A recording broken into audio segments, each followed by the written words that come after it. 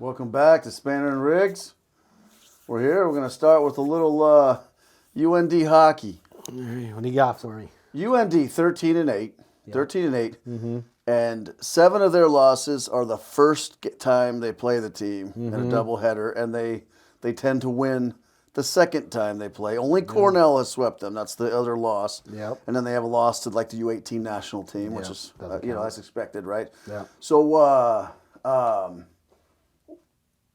are they bad at scouting, or are they superb at adjustments, or is it some sort of combination in between? I mean, what can you tell me about UND hockey? That is usually, and what do you call it, an anomaly, or what's the word? I'm a little high technical, but it always depends too if you do it on the road. If you happens on the road, then you could say they have awful travel situations and different things like that. If it happens at home, you could say that they get too either amped or too nervous or whatever the case may be. But when it's widespread, it's tough, and that's a very good point. And I bet you it has to do a little bit of both.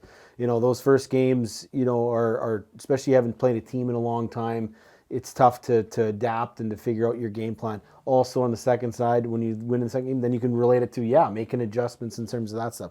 I think for UND specifically, they've always been kind of a team that does that, and then they heat up towards the end. They've always been back in the day when they had the old Frozen Five face-off. They started to figure out what their game plan is, who they were as an identity.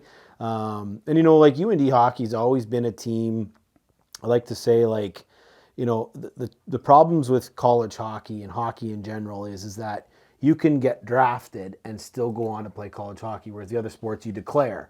And then how to figure out what are you going to do in terms of, UND has lost a lot of kids to the NHL. I think there was a stat, it was 23 active players. They have the most college team.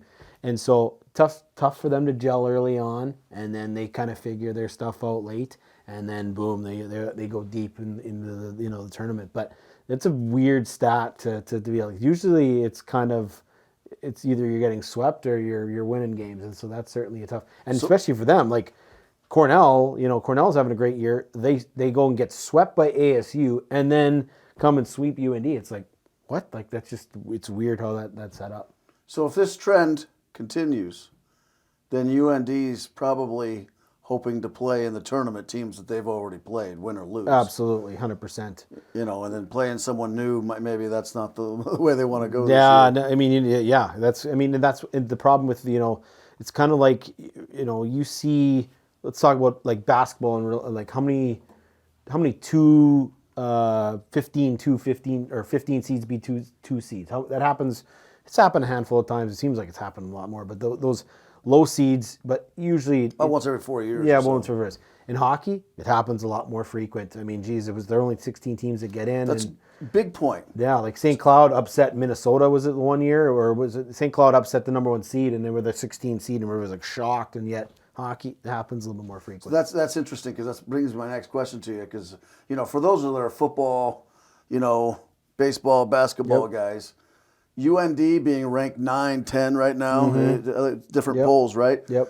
Is this a concern for them to get into the Frozen Four, or they'll be straight by the end of the season? Like hockey, I mean, it'd be like hockey's kind of like you try to put it in comparison. You just want to get in. You really just want to get in, and everybody has a chance. Of course, there's higher seeds that are favorites and those type of things, but in hockey, you just want to get in, and you get a hot streak, you get in on a run. I mean, I remember when Bemidji back in I think it was '97 got hot, went deep into the the tournament, and even at like our college hockey level, it's the same thing. You just wanted to get in. I don't know, was it the same feeling for like your conference soccer? Like, I mean, of course you wanted to seed yourself, but there's always, you just want to get in, and you want to be able to, you have a chance to get hot at the right end. And the thing about hockey too, as a sport, and trying to compare to somebody who doesn't know much about hockey, would be like, baseball, and you get a red hot pitcher, and it's like a goaltender. I mean,